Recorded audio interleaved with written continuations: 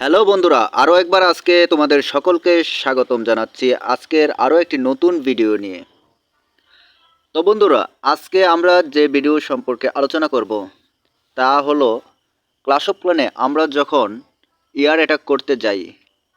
আমি যেটা বলছি সেটা হলো আমরা উপর দিয়ে যখন অ্যাটাক করতে যাই, যেরকম বিশেষ করে ড্রাগন অ্যাটাক করি, ঠিক সে সময়ে আমরা বেশিরভাগ সময় 3 স্টার কমপ্লিট করতে পারি না। আসলে যে ভুলগুলো হলে আমরা 3 স্টার কমপ্লিট করতে পারি না, সেই ভুলগুলো নিয়ে আজকে তোমাদের মাঝে আমি আলোচনা করব। তো বন্ধুরা চলো আর দেরি না করে দেখে আসা যাক আসলে সেই ভুলগুলো কি।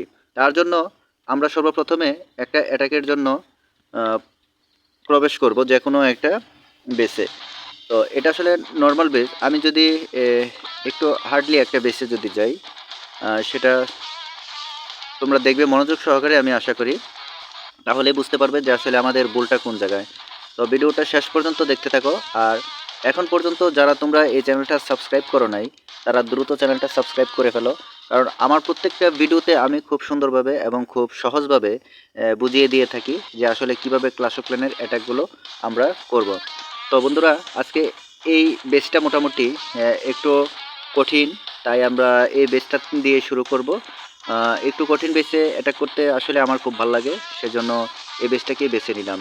তো এয়ার অ্যাটাকের জন্য যখন আমরা ড্রাগন দিয়ে অ্যাটাক করি তখন সবচেয়ে বেশি আমরা ক্ষতিগ্রস্ত হই, যার জন্য সেটা হলো এই এয়ার ডিফেন্স।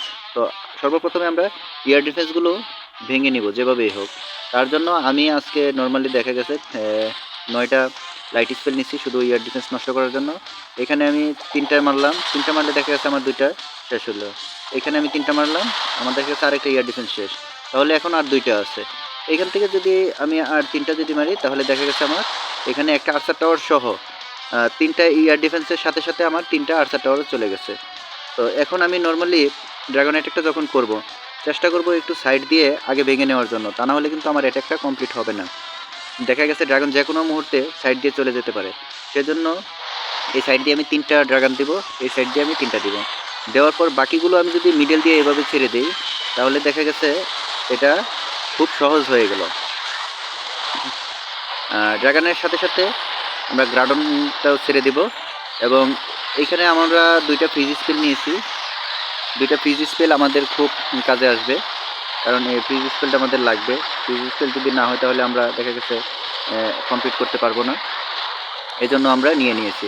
কারণ ফ্রিজ স্পেলটা লাগবে বলতে আমাদের 2টা দেখা গেছে ইনফো টাওয়ার রয়েছে। 2টা ইনফো টাওয়ার কিন্তু আমাদেরকে খুব জোরে সোরে মাইট দেবে, এতে কোনো সন্দেহ নাই। আর সেটার জন্যই কিন্তু আমাদের এই ফ্রিজ স্পেলটা প্রয়োজন। তো দেখতেই পাচ্ছ যে আসলে এখনও কিন্তু এখানে একটা ইনফো টাওয়ার রয়েছে, একটা এক্সপো রয়েছে, যেটা খুব ভালোভাবেই আমার ড্রাগনগুলোকে নষ্ট করে দিচ্ছে। আসলে আমার কুইন নেই, আজকে কুইন ছাড়া আমি প্রবেশ করেছি।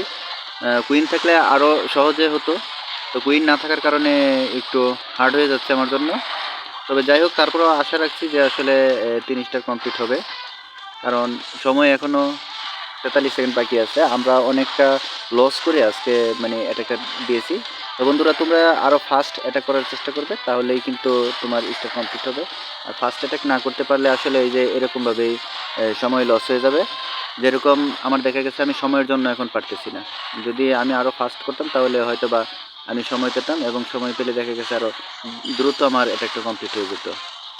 এবং প্রত্যেকটা ট্রুপসেরই অ্যাবিলিটি কিন্তু নিয়ে নিতে হবে, অ্যাবিলিটি না নিলে কিন্তু সকল ক্ষেত্রেই ধরা খেতে হবে আমাকে, এটাই হচ্ছে স্বাভাবিক।